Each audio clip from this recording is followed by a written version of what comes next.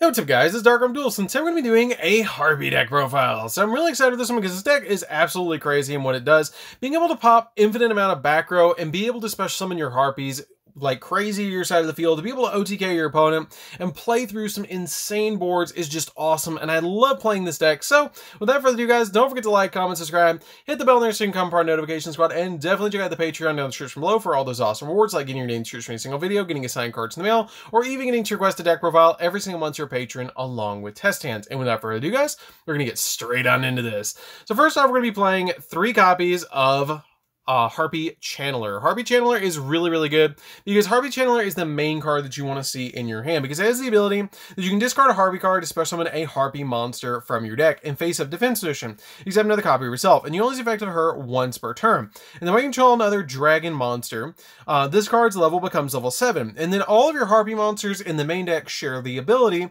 that this card's name becomes Harpie Lady while in the field and in the graveyard, which is a pretty good effect because a lot of your cards revolve around having Harpie Lady on the field.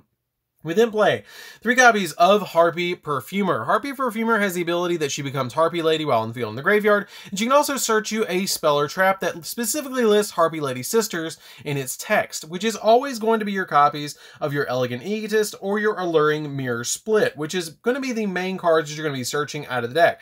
Usually it's going to be Elegant Egotist because you're going to get so many different plays off of it with that particular effect. We then play 2 copies of Harpie Queen. Harpie Queen is a really good 2-of because you can discard her from your hand to add 1 Harpie Hunting Ground from your deck to your hand. And her name becomes Harpie Lady while in the field or in the graveyard, which is a really good effect just to be able to, again, have more Harpie Ladies. We then play 2 copies of Harpie Harpist. Harpie Harpist has the ability that when this card is normal summon, you can target a Winged Beast monster you control on, other than this card, and then target 1 face-up monster your opponent controls and return them to the hand. And then during the end phase, if this card is in the graveyard, because it was sent there this turn, you can add 1 level 4 Winged Beast type monster that has 15 or less attack from your deck to your hand. And you can only activate each of these effects of Harpie Harpist once per turn. It also says then we play a single copy of Harpie Oracle. Harpie Oracle has a really neat effect that if this card is normal or special summon, you can add 1 spell or trap from your graveyard to your hand that specifically lists Harpie Lady sisters in its text during the end phase of this turn. And if you control a level 5 or higher Harpie monster, you can instantly special summon this card from your hand. You can only see each effect of this card once per turn as well.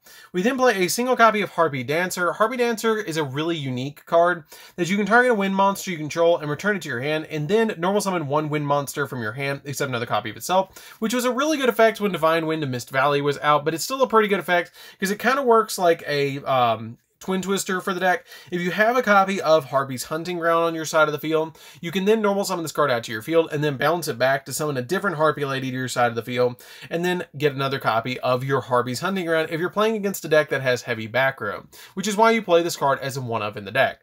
We then play 3 copies of Harpie Lady. So we actually play 3 copies of Harpie Lady because I have some insane tech cards in this deck that makes this card actually insane, and I'm really excited to show you guys them.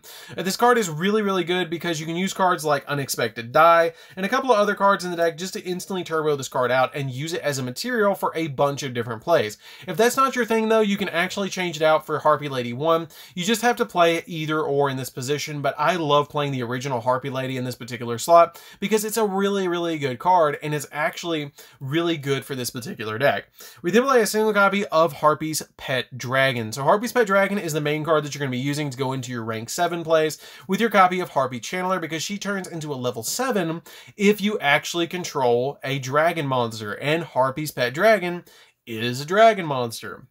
We then play a single copy of Barrier Statue of the Stormwinds. This card is really good because if you don't, or neither player can special summon anything but wind monsters, which is really cool to be able to just have this card on the field because the majority of the stuff we play is wind anyways. We then play 3 copies of Ash Blossom just to kind of lock your opponent down where they can't touch the deck. Is really nice just to be able to drop this against your opponent and go, nope, you can't do that, which is really nice. So that's it for the monsters, guys. Let's get into the spells. So for the spells, we're going to be playing a single copy of Called by the Grave. This card is really good in the deck just to be able to stop our opponent's hand traps while we're trying to pop off.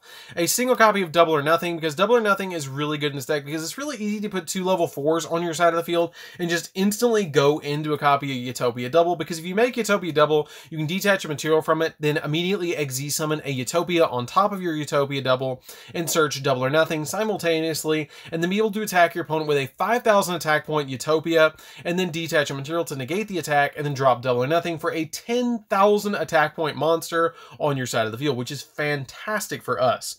We then play a single copy of Harpie's Feather Duster. Harpie's Feather Duster is actually searchable in this deck, which is really insane, and is a really good card just to completely board wipe your opponent's back row. We then play a single copy of Alluring Mirror Split. Alluring Mirror Split is when a Harpie lady or Harpie lady sisters you control is destroyed by battle. You can special summon another Harpie monster from your deck with a different original name than the destroyed monster. And if you control, this card is destroyed by a Harpie card's effect, which is like your copies of your Harpie's Hunting Ground. It has the ability that you can target one Harpie monster in your graveyard and special summon it. Now the really cool thing about this is actually a throwback to Mirror Wall, which is a card that My Valentine used to play in the artwork and the name. We then play 2 copies of Harpie's Hunting Ground. Harpie's Hunting Ground is really cool because whenever a Harpie or Harpie Lady Sisters is normal summoned to your side of the field or special summon, you can target a spell or trap on the field and immediately destroy that card, which is a fantastic effect just to give you additional pops on your side. You can pop any spell or trap on the field, which is really cool. It isn't a mandatory effect, so you do have to pop the spell or trap. So if this is the only card on your side of the field, then you have to pop it. We then play 3 copies of Elegant Egotist, which is a great way to special summon out our copy of Harpie Lady to our side of the field, and it's just an overall amazing card. It has the ability that you can target a Harpie Lady monster you control, and then special summon either Harpie Lady or Harpie Lady Sisters from the deck, but you have to summon Harpie Lady or Harpie Lady Sisters. So the main card that you're actually going to special summon out from the deck is going to be your copy of your original Harpie Lady. But we also have another card in the deck that can actually get your original copy of Harpie Lady to your side of the field, which is a really, really awesome card, which is going to be 3 copies of Unexpected Die. So Unexpected Die is really good because if you control no monsters, you can instantly special summon a level 4 normal monster from your deck, which is always going to be your copy of your Harpie Lady because it's the only normal monster we have. But it helps you go into Link plays, Xyz plays, or even into Synchro plays in the form of your Cyber / Harpie Lady, which we'll get into in just a little bit. But this card is really, really good just to immediately turn your Harpie Lady into a Cyber Dragon from the deck. We then play 3 copies of Hysteric Sign to round out the spells, and what this card does is when it's activated, you can add an Elegant Egotist directly, or you can add an Elegant Egotist from the deck, and also if this card is destroyed, then you can add 3 Harpie spells or 3 Harpie monsters, or 3 Harpie cards from your deck to your hand, which is a really, really good effect just to add any 3 Harpie cards from your deck to your hand with different names. Also, you can only activate either or effects per turn, so if you add the Egotist, you can't pop this card and then add 3 from your deck to your hand, which is pretty good as well, just to be able to just grab those cards from the deck. So that's it for the spells, guys. Let's get into the traps. So with the traps, we're going to be playing 3 copies of Harpie's Feather Storm. So Harpie's Feather Storm is an insane card in this deck, because if you control a Wind Wing Beast monster, until the end of this turn, you negate any monster effect your opponent activates. Any effect. Doesn't matter if it's on the field, doesn't matter if it's in the graveyard, it just negates all of them. And if you control a Harpie monster, you can activate this card from your hand. And if this card in its owner's spell and trap card zone is destroyed by an opponent's card effect, you can add a Harpie's Feather Duster from your deck or graveyard to your hand, which is great. Just to be able to grab additional Harpie's Feather Dusters is just really, really good. We then play 2 copies of Hysteric Party. Hysteric Party is really good because activating this card, you have to discard a card, and then you can special summon as many Harpie Lady monsters from the graveyard as possible to your side of the field, which is fantastic because it's like a massive, massive Call of the Haunted to be able to get you a really insane play. I just played it too because you just really need 2 copies of it, but it is a really, really good card just to be able to turbo out a bunch of Harpie monsters from the graveyard. So that's it for the main deck, guys. Let's get into the extra deck. So for the extra deck, we're going to be playing probably the most powerful Xyz monster, or not Xyz monster, but Synchro monster in the extra deck, which is a single copy or 2 copies of Cyber / Harpie Lady. Cyber / Harpie Lady is really good because it has the ability, this card can be synchro summoned by treating one Harpie monster you control as a tuner monster, because you might have noticed that you don't have any tuners in the deck.